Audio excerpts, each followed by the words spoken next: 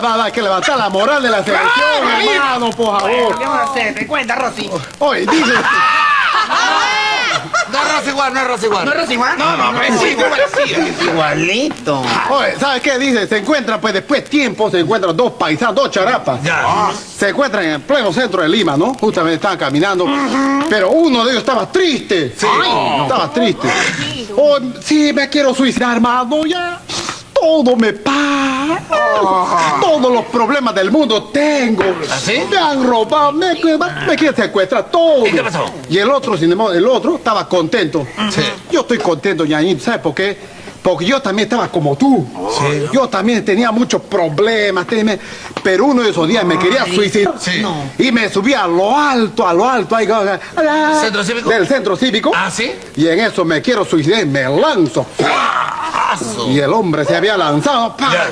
Y cuando está ahí cayendo ya, en eso que estoy cayendo, ¡prum! 5 metros antes de caer al suelo y me detengo. Uy. Me detengo y aparece el demonio. Uy, el diablo. El diablo. Anda. Y me dice, tú me das tu alma y a cambio tendrás oro, riquezas, casas, yates, toda la jungla es tuyo. Poder.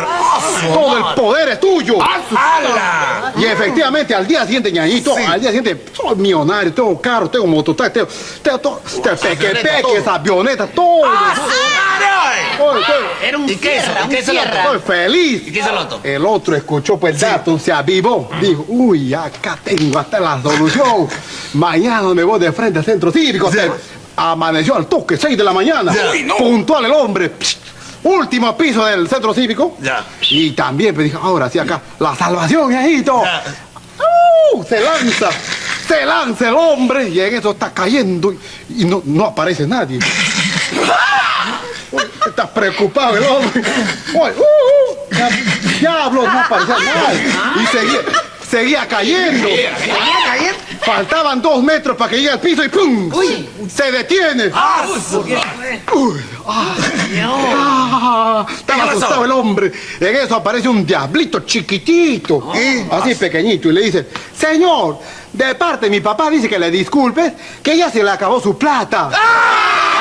Purito Perú, igualito que tú, música, cumbia y folclor, purito Perú, igualito Perú.